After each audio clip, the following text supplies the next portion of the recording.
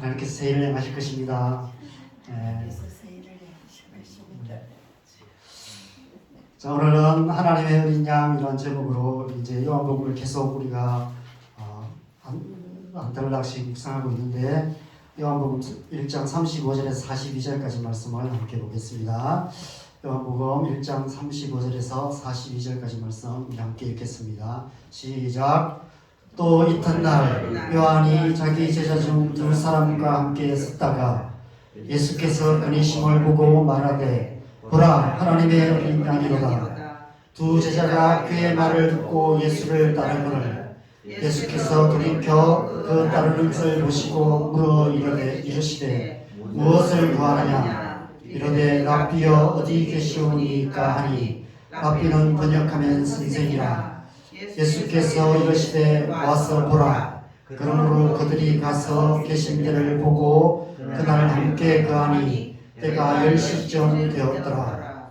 요한의 말을 듣고 예수를 따르는 두 사람 중 하나는 시몬 베드로의 형제 안드레라. 그가 먼저 자기의 형제 시몬을 찾아 말하되, 우리가 메시아를 만났다 하고, 메시아는 번역하면 그리스도라. 데리고 예수께로 오니 예수께서 보시고 이르시되, 네가 요한의 아들 시몬이니 장차 게바라 하리라 하시니라. 게바는 번역하면 베드로라. 아멘. 또 이튿날, 지난주 본문은 이튿날로 시작했는데 오늘 본문은 또 이튿날이라는 시점에서 시작되고 있습니다. 그럼 이제 몇째 날일까요? 셋째 날, 그죠? 셋째 날입니다. 독생하신 하나님으로 오신 예수 그리스도로 말미암는 이 땅의 재창조의 셋째 날이 밝았습니다. 셋째 날, 과연 하나님께서 어떤 놀라운 일을 행하실까요? 여러분 기대가 되지 않으십니까? 네. 여러분, 우리가 상상력을 동원해서 창세기 1장으로 돌아가서 태초에 하나님께서 천지를 창조하시는 모습을 한번 상상해 보시면 좋겠습니다. 한번 상상해 보실까요? 여러분, 뭐가 보이십니까? 빛이 보이십니까? 네, 눈이 굉장히 밝으시네. 네, 처음에는 아무것도 안 보입니다. 그죠? 네, 왜냐하면 땅이 혼돈하고 공허하고 흑암이 깊은 위에 있었기 때문에 아무것도 볼 수 없는 그런 상태였습니다. 그런데 갑자기 한 음성이 들립니다. 빛이 있어라. 그러자 갑자기 흑암 가운데 빛이 생겨나서 온 땅을 환하게 비치기 시작합니다. 당연히 어둠이 사라지게 되겠죠.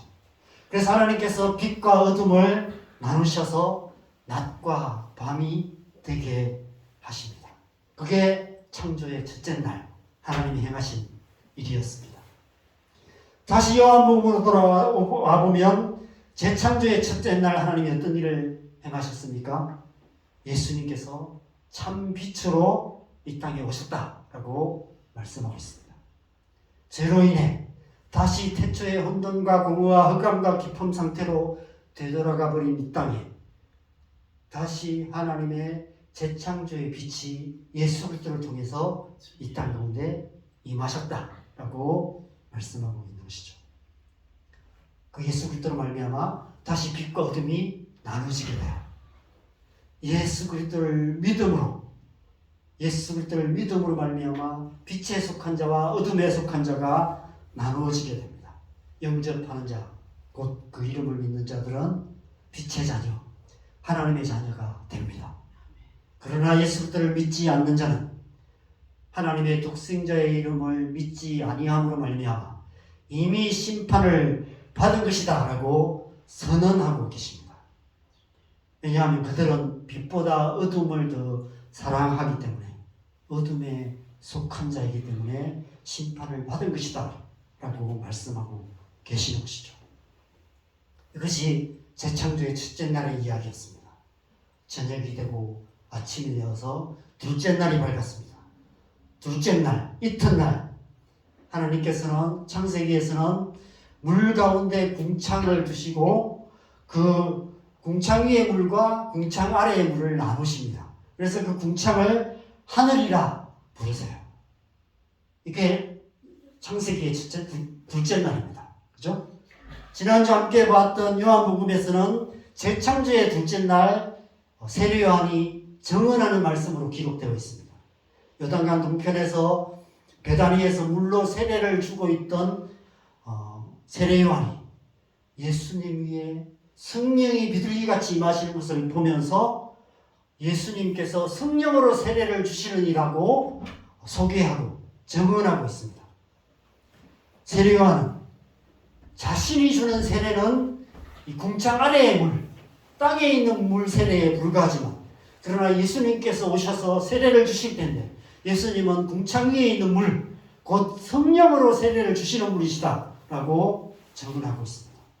그 증언대로 예수님께서 십자가에 죽으시고 부활하신 후에 하늘로 승천하신 후에 하늘로부터 하늘의 물, 성령을 부어주셨어요.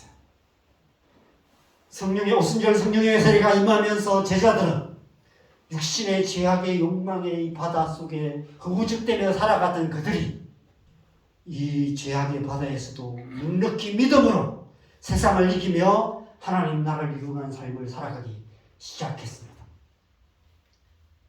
그 배에서 생수의 강이 흘러나오리라는 그 하나님의 말씀대로 제자들 안에 임하신 성령의 은혜가 그들 안에 충만하게 역사하시면서 그 풍성한 생명이 역사하시는 삶, 그 생명을 흘러보내는 그런 삶, 우리가 성탄절에 나눴던 그 풍성한 생명의 역사 가운데 살아가기 시작했습니다. 그래서 하나님 나라가 이루어져 왔던 역사, 그게 지난 2000년의 교회의 역사였습니다. 저녁이 되고 아침이 되어 이제 오늘 본문에 또 이튿날, 셋째 날이 되었습니다.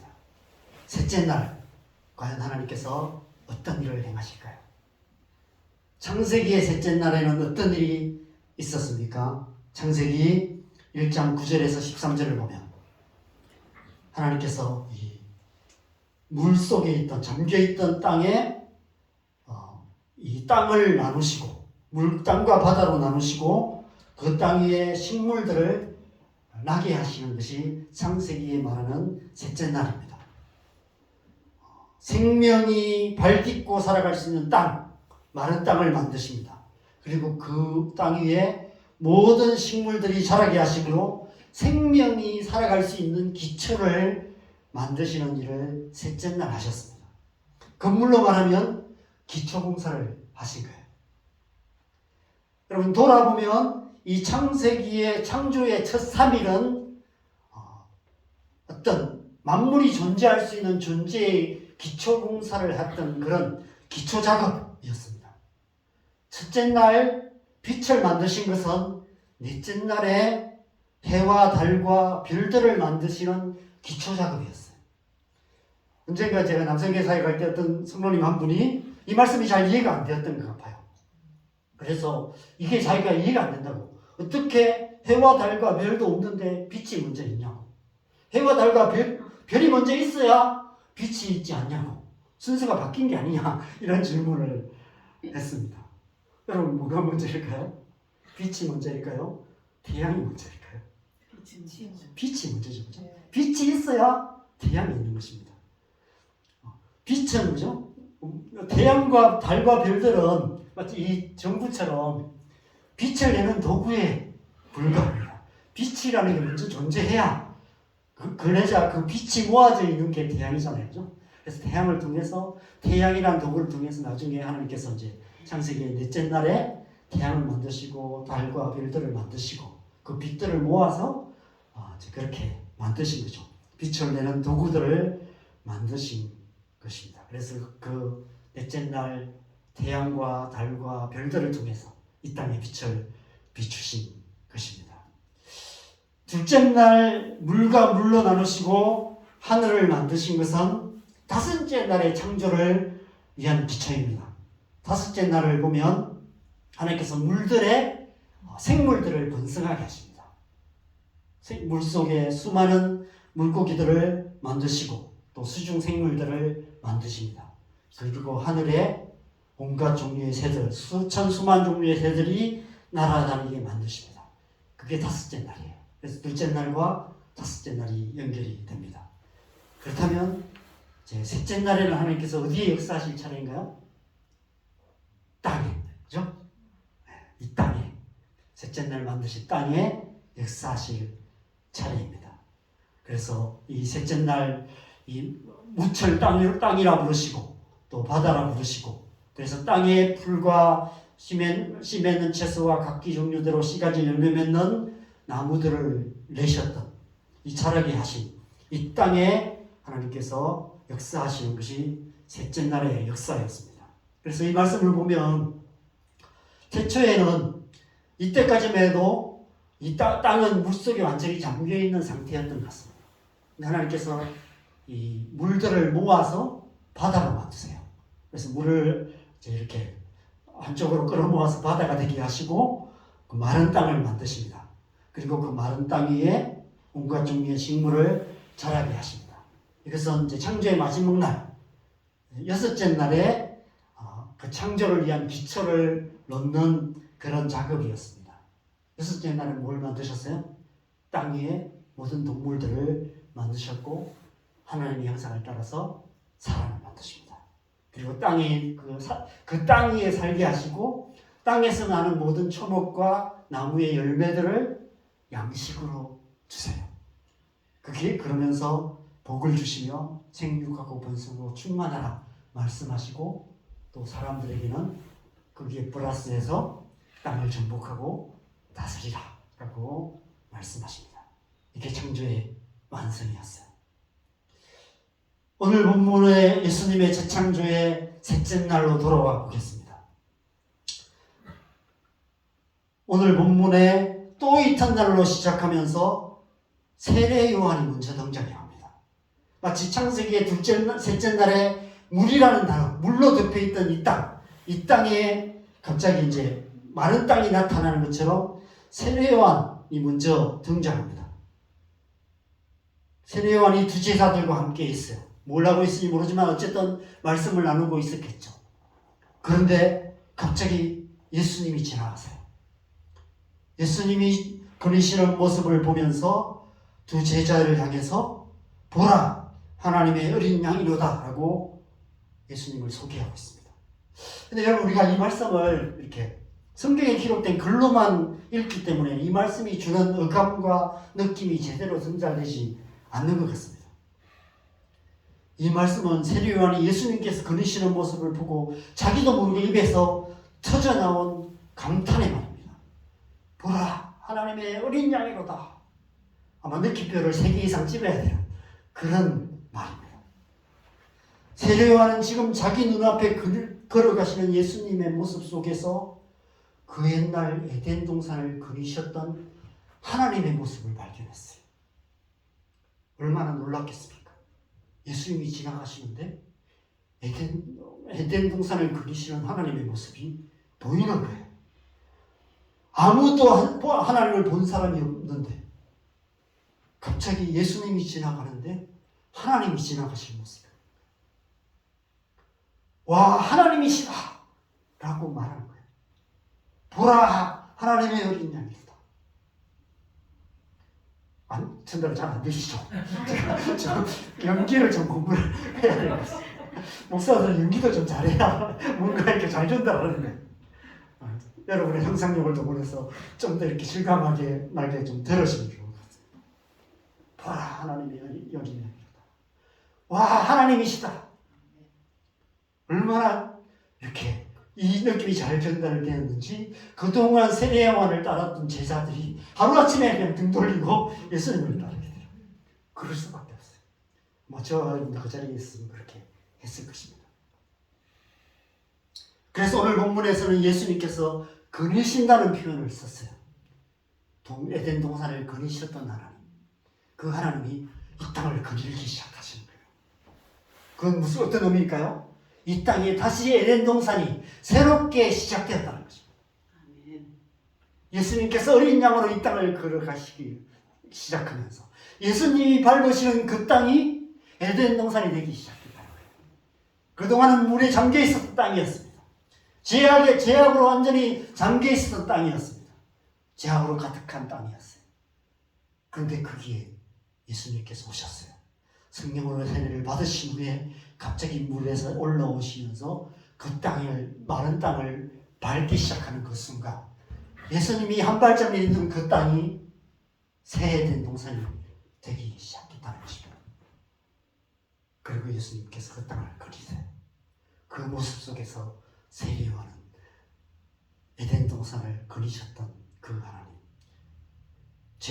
범죄하기 전에 그 땅을 아담과 함께 거리셨던 그 하나님의 모습을 보기 시작했던 것이죠.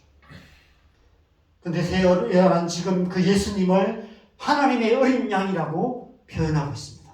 어떤 의미일까요? 두 가지 의미가 있는 것 같습니다. 아시다시피 양은 초식동물을 대표하는 동물입니다. 하나님의 어린 양이 이 땅을 거리신다는 것은 곧 창세기의 셋째 날의 역사, 하나님께서 마른 땅을 만드시고 그 위에 푸른 풀들을, 식물들을 자라게 하시고 그 풀을 먹는 새로운 창조들, 그 동물들을 만드시는 여섯째 날의 역사가 일어나고 있다는 것입니다. 오늘 본문이 또 이튿날로 시작되는 이유가 바로 그 때문이시죠. 이 창세기의 셋째 날의 역사, 이것이 여섯째 날의 역사로 이어지는 것을 상징적으로 기록하고 있습니다. 32절에 37절에 보면 두 제자가 그의 말을 듣고 예수를 따르기 시작했다고 얘기합니다. 그동안 이 세례 요한의 두 제자들은 세례 요한의 제자였습니다. 여전히 그냥 죄악의 바다에 있는 존재들이었어요. 그런데 그 두 제자가 이제 예수님을 따르기 시작합니다. 그 마른 땅 위에 다시 발딛기 시작해요. 예수님을 따라다니기 시작합니다. 깊은 물에 잠겨있던 이 땅에 많은 땅들이 계속해서 생겨가기 시작하는 것을 상징적으로 말씀하고 있는 것입니다. 그렇지만 세례 요한이 예수님을 어린 양으로 부른 더 중요한 이유가 있습니다. 요한복음 1장 40절에서 42절에 보면 또 한 사람이 등장합니다. 바로 베드로가 등장합니다. 왜 요한복음은 베드로의 이야기를 이 재창조의 셋째 날에 기록하고 있을까요? 그러면서 예수님께서 원래 베드로의 이름은 시몬이었습니다. 요한의 아들 시몬. 근데 예수님께서 베드로를 보자마자 장차 앞으로 너를 게바라 부르겠다. 이 게바는 아람어거든요. 아람어로 반석이라는 뜻입니다. 그래서 헬라어로는 베드로입니다. 그래서 반석이라는 뜻이에요. 베드로나 게바나 똑같이 반석이라는 뜻입니다. 왜 요한복음에서는 이 사건을 이 1장에 이렇게 기록하고 있을까요? 왜 예수님께서는 요한의 아들 시몬에게 반석이라는 이름을 주셨을까요? 그 이유가 마태복음 16장 18절에 있습니다. 우리가 잘 아는 말씀 같이 읽겠습니다. 시작. 또 내가 내게 이르노니 너는 베드로라. 내가 이 반석 위에 내 교회를 세우리니 음부의 권세가 이기지 못하리라. 예수님께서 재창조의 셋째 날에 요한의 아들 시몬에게 반석이라는 이름을 주심으로 장차 이 땅에 세워지게 될 교회의 기초를 놓으시기 시작했다라는 의미로 이 오늘 본문에 이 베드로의 이야기를 기록하고 있는 거예요. 그 교회를 통해서 이 공허하게만 했던 이 땅에 하나님의 생명으로 충만한 하나님의 나라 에덴 동산이 세워지게 된다는 것을 상징적으로 보여주고 있는 것입니다. 어떻게 공허한 이 땅이 하나님의 생명으로 충만한 에덴 동산이 될 수 있을까요? 그래서 세례 요한은 예수님을 하나님의 어린 양으로 표현하고 있습니다. 이 하나님의 어린 양이 십자가에서 속죄의 제물이 되십니다. 그럼 그 예수 그리스도를 믿음으로 말미암아 저와 여러분들이 하나님의 어린 양이 되는 거예요. 한 마리의 어린 양 예수 그리스도가 희생양이 되심으로 말미암아 수많은 어린 양들이 하나님의 양이 되어서 온 땅에 충만하게 되는 것입니다. 그것이 하나님의 나라예요. 그래서 예수님께서 요한복음 10장 7절에서 나는 양의 문이다 라고 말하는 거예요. 내가 양의 문이 될 것이다. 양들이 들어오는 문, 양들이 하나님 나라로 들어오는 문, 양들이 새 에덴 동산으로 들어오는 문, 양들이 하나님 나라의 울타리로 들어오는 문이 될 것이다 라고 얘기하세요. 어떻게 해요? 십자가에서 자기 몸을 찢으심으로. 그리고 요한복음 10장 14절에서 15절에는 나는 선한 목자가 될 것이다. 내가 양들을 위해서 목숨을 버림으로 양의 문이 될 뿐만 아니라 나를 믿고 나를 따르는 모든 자들을 하나님 나라로 인도하는 선한 목자가 될 것이다 라고 말씀하고 계시는 것입니다. 그래서 이 땅에 하나님의 어린 양들로 충만한 하나님 나라가 이루어지게 될 것을 말씀하고 계시는 것입니다. 그림으로 요약하면 이렇습니다. 첫째 날 흑암의 땅 가운데 예수님께서 참 빛으로 오셨습니다. 참 빛이신 예수님께서 이 땅에 오심으로 누구든지 예수님을 믿으면 구원을 받게 됩니다. 구원을 받아서 하나님의 자녀가 됩니다. 빛의 자녀가 됩니다. 둘째 날 깊음 가운데 독생하신 하나님이 성령으로 세례를 베푸시는 이로 오셨습니다. 예수님께서 우리에게 성령의 세례를 주시는 이로 오셔서 나중에 부활 승천하시고 성령으로 우리에게 세례를 베푸십니다. 성령의 세례가 임하면 거센 욕망의 파도 속에 살아가는 이 땅이 자유함을 얻게 됩니다.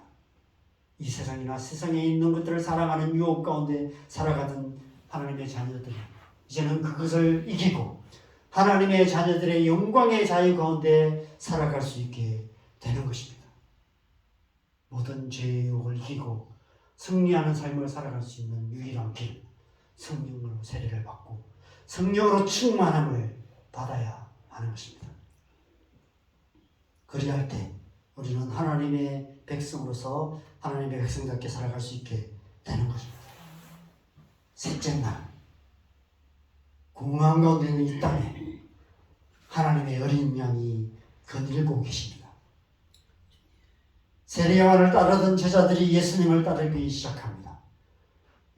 예수님께서 그 중에 한 제자를 향해서 베드로, 반석이라는 이름을 주십니다. 이 땅에 교회가 설 수 있는 기초를 놓으세요. 그리고 나중에 그 반석 위에 교회를 세우십니다. 그러면 어떻게 될까요? 교회를 통해서 공허했던 이 땅이 하나님의 양들로 충만한 하나님의 나라, 하나님의 생명으로 충만한 하나님의 나라, 생육하고 번성하고 충만하고 땅을 정복하고 다스리는 그 하나님의 나라가 이루어지게 되는 것입니다. 이 복음서를 기록한 사도 요한은 예수님께서 시몬에게 베드로라는 이름을 주시고 내가 이 반석 위에 교회를 세우시겠다고 말씀하신 의미가 무엇인지를 오랫동안 묵상하면서 교회 안에 일어났던 역사들을 보면서 사도행전에 일어나는 그 수많은 역사들을 보면서 오랜 후에야 깨닫게 되었고 그렇게 깨달았던 그 말씀들을 오늘 본문을 통해서 기록하고 있는 것입니다. 예수부터 동안 재창조의 셋째 날의 이야기로 기록하고 있는 것이죠. 그러면서 요한복음 21장에서 예수님께서 베드로에게 세 번에 걸쳐서 네가 나를 사랑하느냐 물으시고 내 양을 먹이라 라고 명하신 말씀을 함께 기록하고 있어요. 예수님을 모르다고 세 번이나 부인했던 베드로를 다시 요한의 아들 시몬이라고 부르세요. 처음 부르셨던 그대로 다시 부르세요. 그리고 그에게 내 양을 먹이라 라는 명령을 주십니다. 다시 그에게 베드로라는 이름, 반석이라는 이름을 다시 주시는 거예요. 여러분, 오순절 성령의 세례가 임하였을 때 가장 먼저 일어난 놀라운 일이 뭔지 아시죠? 베드로가 첫 번째 설교를 했는데 태어나서 한 번도 설교를 해본 적 없던 베드로가 딱 한 번 설교를 했습니다. 첫 설교에 3,000명이 예수를 믿고 회개하는 역사가 일어났습니다. 세례를 받은 자가 3,000명이 되었다는 거예요. 갑자기 3,000명이 모이는 대형 교회가 생기게 된 것입니다. 예수님께서 말씀하신 그대로 되었습니다. 내가 이 반석 위에 교회를 세우리니 음부의 권세가 이기지 못하리라. 이 말씀대로 베드로를 통해서 교회가 시작되었다는 사실을 사도 요한이 깨닫게 되었고, 이것이 오늘 말씀하신 재창조의 셋째 날 예수님께서 베드로에게 반석이라는 이름을 주신 이유구나 하는 사실을 깨닫고 이 말씀을 기록하고 있는 것입니다. 예수님께서 재창조의 사역을 시작하시는 셋째 날, 이미 베드로를 부르실 그때에 이미 교회의 반석, 교회의 기초를 놓기 시작하셨습니다. 예수님께서 이 땅에 오신 가장 중요한 목적, 교회입니다. 그래서 교회가 중요한 거예요. 교회는 이 땅에 시작된 새 에덴 동산과 같습니다.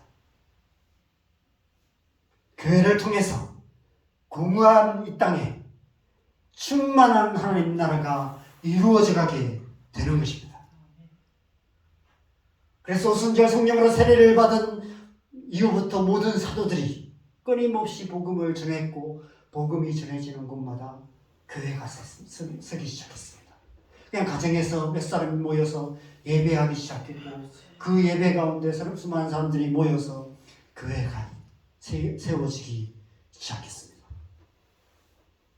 특별히 사도 바울은 3번에 걸친 전도여행을 통해서 수많은 교회들을 세워갔습니다. 교회가 무엇인지, 교회가 얼마나 중요한지 가장 잘 이해했던 사람 중에 한 사람이 바로 사도 바울이었던 것 같습니다. 그런 에베소서에서 이렇게 말씀하고 있습니다. 에베소서 1장 23절 말씀 우리가 같이 읽겠습니다. 시작. 교회는 그의 몸이니 만물 안에서 만물을 충만하게 하시는 이의 충만함이니라. 교회를 통해서 하나님께서 온 땅과 열방에 하나님의 나라를 충만하게 하신다 라고 선포하고 있는 거예요. 어떻게 하나님 나라가 충만하게 됩니까? 온 땅과 열방에 하나님의 백성으로 충만하게 될 때 하나님의 나라가 충만하게 되는 것입니다. 그래서 하나님께서 창조하신 이 땅이 새 에덴 동산이 되어서 모든 푸른 초장마다 하나님의 어린 양들로 가득하게 되는 나라, 그것이 하나님의 나라예요. 이 놀라운 재창조의 역사를 오늘 본문 말씀으로부터 약 1000년 전, 지금으로부터 약 3000년 전에 시적인 감성으로 표현한 위대한 시인이 한 사람 있었습니다. 바로 다윗입니다. 다윗이 시편 65편에서 이렇게 노래하고 있습니다. 시편 65편 11절에서 13절 말씀을 우리 같이 읽겠습니다. 시작. 주의 은택으로 한 해를 관시우시니 주의 길에는 기름과 물이 떨어지며 들의 추장에도 떨어지니 작은 산들이 기쁨으로 띠를 띄었나이다.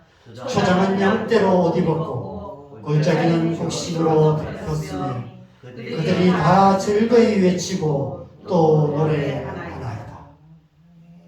그럼 얼마나 아름다운 모습입니다. 하나님의 나라가 이루어진 모습들을 보는 거예요. 하나님 나라의 도래.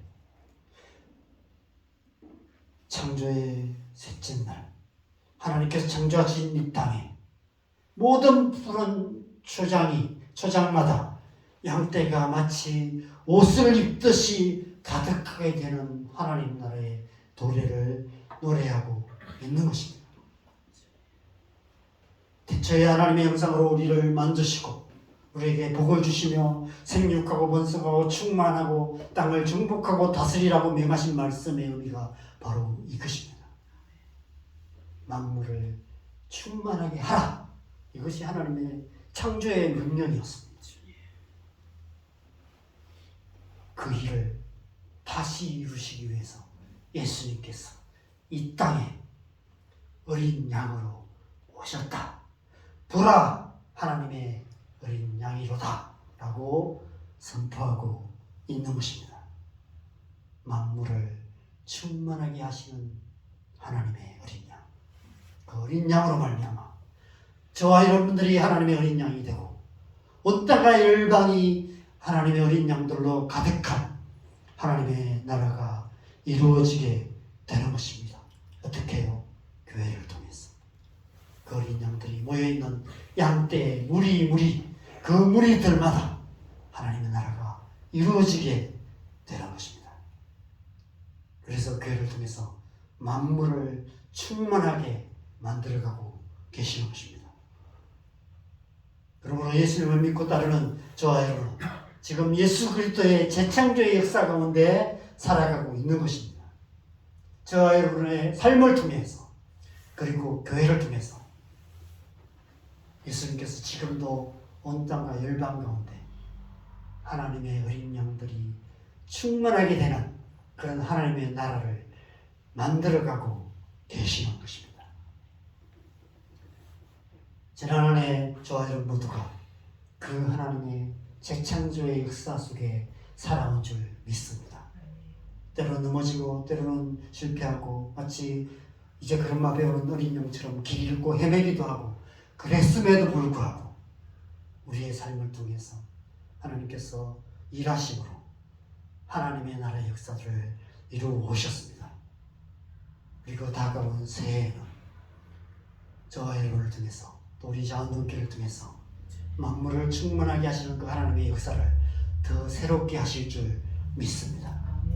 그래서 그 충만함이 무엇인지를 우리의 삶 속에 경험하고 우리의 눈으로 보게 되는 역사가 일어나게 될 줄 믿습니다. 그 나라를 소망하면서 다가온 새해는 또 주님 앞에 우리의 삶을 새롭게 맡겨드리며 하나님 나라를 꿈꾸며 그렇게 살아가는 저와 여러분 되셨으면 좋겠습니다. 하나님께서 새해를 행하실 것입니다. 하나님은 일하고 계십니다. 보라, 하나님의 어린 양이로다. 지금도 어린 양이신 예수님께서 우리의 삶 속에 아직도 하나님 나라가 이루어지지 않고 있는 그 영역들 가운데 한 걸음 한 걸음 거닐고 계시고 예수님께서 밟는 그곳에 하나님 나라가 이루어지게 될 것입니다. 예수님께서 우리의 삶 속에 역사하시고 우리의 가정 가운데 역사하시고 우리의 자녀들의 삶 속에 역사하시고 교회 안에 또 이 땅 가운데 열방 가운데 역사하시고 말미암아 온 땅과 열방 가운데 하나님의 어린 양이 가득한 하나님 나라가 이루어져가는 그런 한 해 되기를 주님의 이름으로 간절히 축원합니다. 함께 찬양하겠습니다. 우리 어린 양 되신 우리 예수 그리스도를 함께 찬양하고 기도하는 시간을 갖겠습니다. 주님 당하신 어린 양 찬양 함께 하겠습니다.